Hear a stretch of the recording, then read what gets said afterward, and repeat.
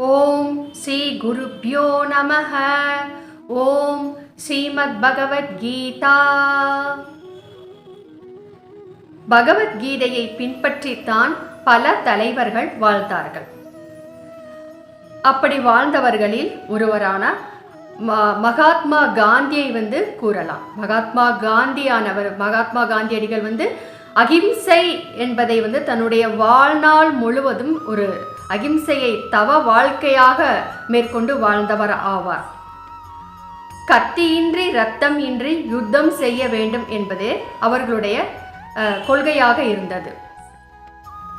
அதுபோல மற்றொருவர் அப்துல் கலாம் ஐயா அவர்களை கூறலாம். அவர்கள் கூட பகவத்கீதையை படித்த பிறகுதான் மாமிச உணவை தவிர்த்தார் என்று நம்பப்படுகிறது. இப்படி பல தலைவர்களுக்கு வழிகாட்டியாக இருந்தது பகவத்கீதையாகும். மகாத்மா காந்தியடிகள் கத்தியின்றி ரத்தம் இன்றி யுத்தம் செய்ய வேண்டும் என்கின்ற ஒரு தாரக மந்திரத்தையே தன்னுடைய வாழ்நாள் முழுவதும் கடைபிடித்தார். அப்படி அவர் கடைபிடிப்பதற்கு அவருக்கு மன வலிமையையும் மன வைராகியத்தையும் உறுதியையும் கொடுத்தது பகவத்கீதை தான். மகாகவி பாரதியார் கூட பகைவனுக்கு அருள்வாய் நன்னஞ்சே பகைவனுக்கு அருள்வாய் புகை நடுவினில் தீ இருப்பதை பூமியில் கண்டோமே நன்னஞ்சே பூமியில் கண்டோமே பகை நடுவினில் அன்புருவான பரமன் வாழ்கின்றான் நன்னெஞ்சே பரமன் வாழ்கின்றான் என்று கூறுகிறார். பாரதியார் கூட பகைவனுக்கு அருள் புரிய வேண்டும், பகைவனிடத்தும் கருணை காட்ட வேண்டும் என்று கூறுகிறார்.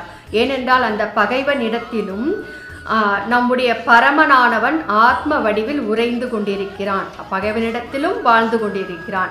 பகவத்கீதையானது கடவுள் எங்கே இருக்கிறார் என்று தேடி செல்ல வேண்டியதில்லை, கடவுள் உன்னுள்ளும் இருக்கிறான் என்னுள்ளும் இருக்கிறான் என்று கூறுவது பகவத்கீதையாகும். அப்படி அதை எடுத்துக்காட்டி தான் இந்த பாடலானதை பாரதியார் அவர்கள் இயற்றினார். மகாத்மா காந்தியடிகளும் இதையே பின்பற்றினார். தன்னுடைய வாழ்நாள் முழுவதும் பகவத்கீதையை பின்பற்றினார். அவர் இறக்கும் தருவாயில் கோட்ஸே அவரை ஷூட் பண்ணிட்டாங்க இல்லையா, அவரை கொண்டு ஷூட் பண்ணிட்டாரு. அவர் இறக்கும் தருவாயில் கூட ஒரு மனமானது ஒரு சஞ்சலம் என்பது இல்லாமல் மிகவும் அமைதியாக கடவுளுடைய நாமத்தை ஹே ராம் ஹே ராம் என்று கூறிக்கொண்டே தன்னுடைய உயிரை நீர்த்தார்.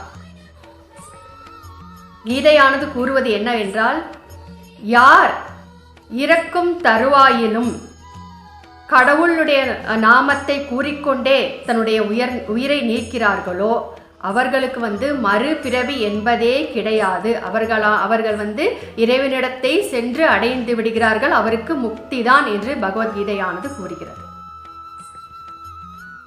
இப்பொழுது அப்படிப்பட்ட பகவத்கீதையானது ஒவ்வொருவருடைய வாழ்க்கையில் ஒவ்வொரு விதமான கண்ணோட்டத்திற்கும் ஏற்றபடி பல கருத்துக்களை கூற வல்லது என்பதை அடியேன் ஒரு கதையின் மூலம் கூறுகிறேன் என்று சென்ற பதிவில் கூறியிருந்தேன். இப்போது அந்த கதையை கேட்போமா?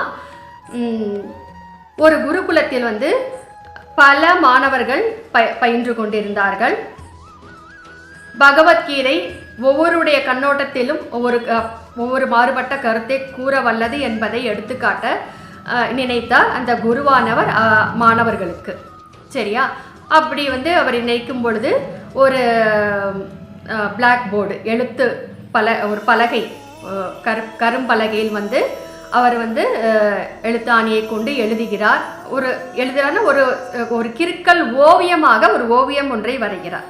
அப்படி அவர் ஓவியம் ஒன்றை வரைந்து விட்டு அவர்களுடன் படித்து கொண்டிருக்கும் பல மாணவர்கள் சிஷ்யர்கள் 5 பேரை மட்டும் அழைக்கிறார். 5 பேரை மட்டும் அழைத்து ஒவ்வொருவருக்கும் இந்த கிறுக்கல் ஓவியமானது உங்களுடைய கண்ணின் பார்வைக்கு எப்படி தெரிகிறது என்பதை நீங்கள் பார்த்து சொல்லுங்கள் என்று கூறுகிறார்.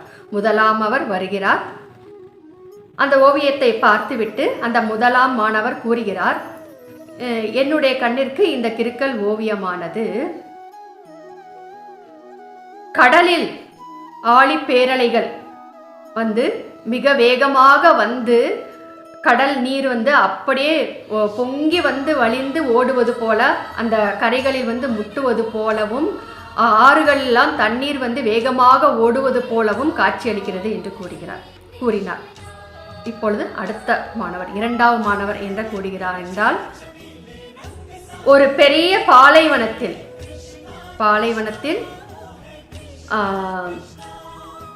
காற்று சுழன்று சுழன்று அடிப்பதாக கூறுகிறார். அதனால் வந்து இந்த மணல் துகள்கள் எல்லாம் பறப்பதாக கூறுகிறார். அடுத்து மூன்றாம் அவர் வந்து என்ன கூறுகிறார் என்றால், அடுக்கடுக்காக மலைத்தொடர்கள் தொடர்ந்து இருப்பது போன்று காட்சியளிக்கிறது. மலைத்தொடர்கள் வந்து அடுக்கடுக்காக இருப்பது போன்றவும் மலை மேகங்கள் எல்லாம் அந்த மலைகளுக்கு பின்னால் வந்து அழகழகாக இருப்பது போலவும் காட்சி தெரிகிறது என்று மூன்றாம் அவர் கூறுகிறார். அடுத்து வந்து நான்காம் அவர் என்ன கூறுகிறார் என்று பார்ப்போம். ஆகாயத்தில் பஞ்சு மூட்டைகள் போன்ற அழகான மேகங்கள் எல்லாம் வந்து தொடர்ந்து செல்வது போன்ற வந்து காட்சி தெரிகிறது என்று கூறுகிறார்.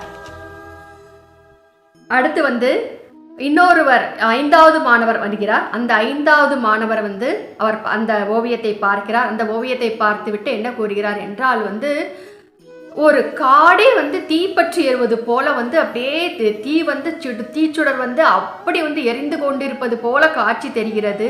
அப்படி தக தக தக என்று தீச்சுடர் எரிவது போல காட்சி தெரிகிறது என்று கூறுகிறார்.